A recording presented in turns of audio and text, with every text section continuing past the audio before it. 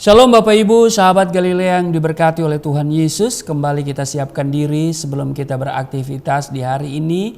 Kita mau datang kepada Tuhan dengan penuh kerendahan hati, bersuka cita dan mengucap syukur buat kebaikan Tuhan yang Dia sudah nyatakan bagi kita, baik di sepanjang malam dalam istirahat tidur maupun di hari ini diadakan bagi kita. Amin.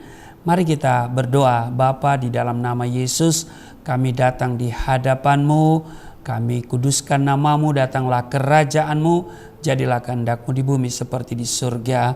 Kami bersyukur buat kasih setia-Mu yang tidak pernah berkesudahan dalam hidup kami. Rahmat-Mu selalu baru. Engkau yang sudah menjaga dan memberkati istirahat tidur kami. Engkau juga yang telah mengadakan hari ini dengan membangunkan kami dengan tubuh yang sehat, kekuatan yang baru.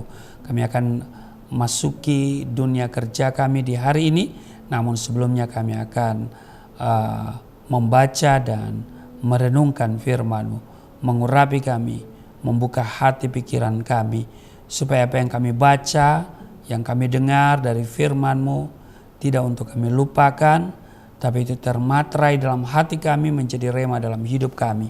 Urapi juga hamba-Mu yang tidak ada apa-apanya, di dalam nama Tuhan Yesus. Haleluya. Amin. Bapak Ibu, saya mau katakan begini, di balik penderitaan ada berkat. Amin. Kita lihat satu ayat di Ayub pasal 23 ayatnya yang ke-10. Karena ia tahu jalan hidupku, seandainya ia menguji aku akan timbul seperti emas. Bapak Ibu sahabat Galilea yang diberkati oleh Tuhan Yesus, Tuhan punya cara lain untuk menguji kualitas iman seseorang, yaitu melalui masalah atau penderitaan. Betul? Masalah atau penderitaan yang dimaksud bisa berupa krisis ekonomi, krisis keuangan, ya, bisa berupa sakit penyakit, dan masih banyak lagi. Ada dua kemungkinan reaksi orang ketika berada dalam masalah atau penderitaan. Yang pertama, semakin mendekat kepada Tuhan dan mencari wajah-Nya. Seperti pemazmur, kalau kita baca di Mazmur 119 ayat 67. Sebelum aku tertindas, aku menyimpang, tetapi sekarang aku berpegang pada janji-Mu. Dan juga apa yang tertulis di ayat 71 di Mazmur 119, bahwa aku tertindas itu baik bagiku, supaya aku belajar ketetapan-ketetapan-Mu. Jadi reaksi pertama, ya semakin mendekat kepada Tuhan dan mencari wajah-Nya. Tapi yang kedua, reaksi yang kedua ketika orang ada masalah, ya terjadi krisis, ya yang kedua bisa menjauh dan meninggalkan Tuhan. Karena ya kecewa kepada Tuhan.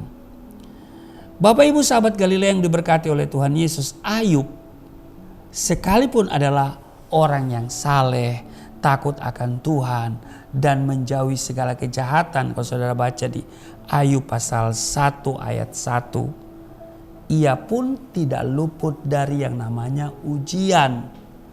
Tuhan mengizinkan Ayub melewati masa-masa yang sangat menyesakkan, yang bisa dikatakan sebagai suatu tragedi atau musibah, di mana dalam waktu sekejap hal-hal buruk terjadi secara beruntun. Anak-anaknya mati, ya kan, rumahnya terbakar, harta bendanya ludes, tubuhnya terkena sakit, dan istrinya pun meninggalkan dia. Maka lengkaplah sudah penderitaan Ayub, yang Alkitab katakan seorang yang saleh, jujur, takut akan Tuhan. Iya kan? Lengkap sudah penderitaan yang Ayub harus alami. Namun Bapak Ibu, dalam keterpurukannya itu, Ayub tidak berbuat dosa dan tidak menuduh Allah berbuat yang kurang patut. Itu tertulis di ayatnya yang ke-22. Ya. di Ayub pasal 1 ya, pada ayat 22. Saya akan bacakan untuk saudara. Dikatakan begini, dalam kesemuanya itu Ayub tidak berbuat dosa dan tidak menuduh Allah berbuat yang kurang patut. Ya. Jadi Ayub tidak berbuat dosa dan dia juga tidak menuduh bahwa Allah berbuat yang kurang patut. Ya. Bapak Ibu sahabat Galilea yang diberkati oleh Tuhan Yesus, saat segala sesuatu tampak buruk, ya, seringkali kita memiliki respon yang negatif, menyalahkan keadaan, menyalahkan orang lain, dan bahkan berani menyalahkan Tuhan. Kita tidak berhenti mengeluh, mengomel, bersungut-sungut, ngedumel kepada Tuhan. Berdoa menjadi malas, ibadah menjadi malas, pelayanan ogah-ogahan. Lalu kita menjauhkan diri dari pertemuan-pertemuan ibadah dan kemudian meninggalkan Tuhan. Saya mau katakan begini, jangan sekali-kali mundur dari Tuhan hanya karena masalah. Amin. Kita lihat Rasul Paulus, karena memberitakan Injil, Rasul Paulus harus mengalami penderitaan. Tapi hal itu tidak menyurutkan langkah dan semangatnya untuk tetap melayani Tuhan. Ia tidak kecewa, apalagi sampai lari dari panggilan Tuhan. Saya pun mengalami hal yang sama. Ya, saya mengalami penjara, dipukul babak belur, ya, hanya gara-gara kesaksian bagaimana saya jadi Kristen, bagaimana saya bisa percaya kepada Yesus. Bahkan saya pernah mengalami hal yang buruk di penjara, yaitu masuk sel tikus, ya, hanya gara-gara menyampaikan firman Tuhan di gereja di dalam komplek rumah tahanan negara itu, ya. Bahkan tidak sampai di situ. Setelah penjara juga kami diproses ekonomi yang tidak menentu. Tapi saya tetap memandang Yesus. Di mana gereja-gereja kurang peduli dengan saya tidak memandang gereja. Saya memandang Yesus.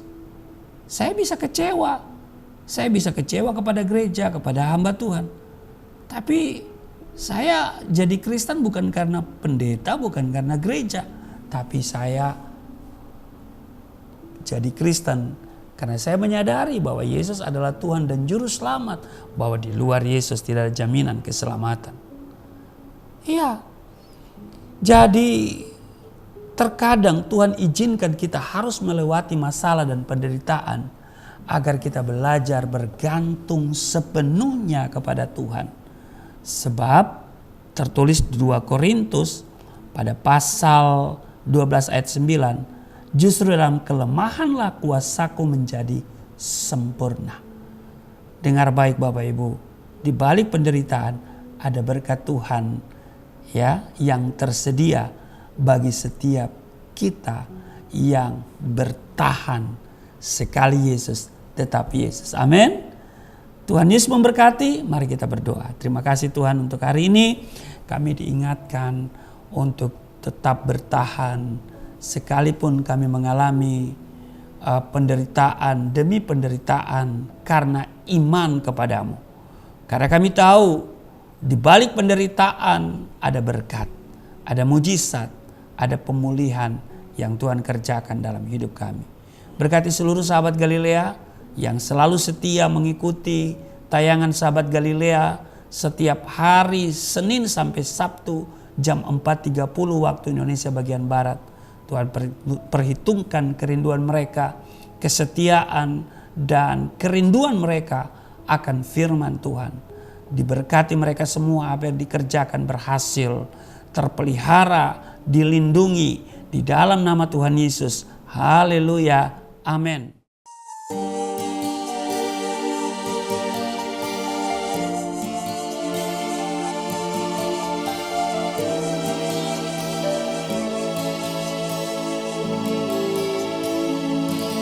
Bapa kami yang di surga,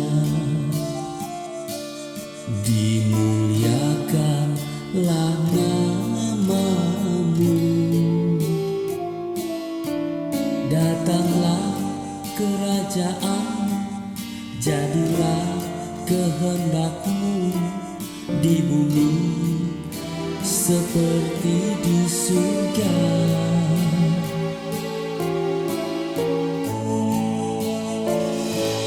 Berikanlah kepada kami